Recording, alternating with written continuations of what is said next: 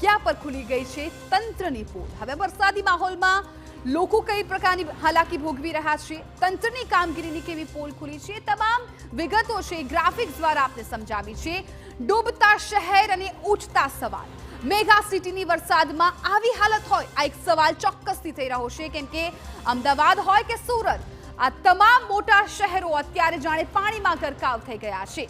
Mega સિટીની હાલત જોઈને ગામડાઓમાં રહેતા લોકોમાં પણ એક ચિંતા વ્યાપી ગઈ છે, કેમ કે પહેલો જ વરસાદ અને જ્યાં જુઓ ત્યાં પાણી ભરાવાની સમસ્યા અને રસ્તાઓ પર પાણી। થોડા વરસાદમાં જ આવી સ્થિતિ દર વર્ષે કેમ થઈ રહી છે? ડૂબતા શહેરો માટે આખરે જવાબદાર કોણ છે? કેમ કે પહેલી વારનું નથી, જ્યારે પણ ચોમાસું આવે ત્યારે લોકો માટે એક મુશ્કેલી લઈને આવતું હોય એ પ્રકારનો અનુભવ લોકોને થતો હોય છે, કેમ કે પ્રી મોન્સૂનની કામગીરી માત્ર કાગળ પર હોય તેવું લાગી રહ્યું છે। મહાનગરપાલિકાની કામગીરી સામે પણ ચોક્કસથી સવાલ થઈ રહ્યા છે।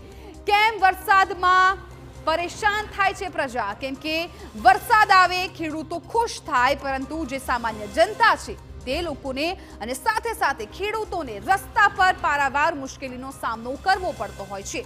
કરોડોનો ટેક્સ વસૂલો તો કામગીરી કેમ નહીં? કેમ કે વારંવાર ટેક્સના નામે પૈસા વસૂલવામાં આવતા હોય છે, પરંતુ સુવિધાના નામે નાગરિકોને કોઈ પણ પ્રકારની વસ્તુઓ નથી મળી રહી, સુવિધા નથી મળી રહી।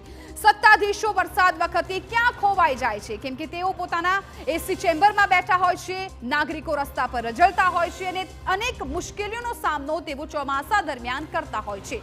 શું મહાનગરપાલિકાના સત્તાધીશો રજા માણી રહ્યા છે?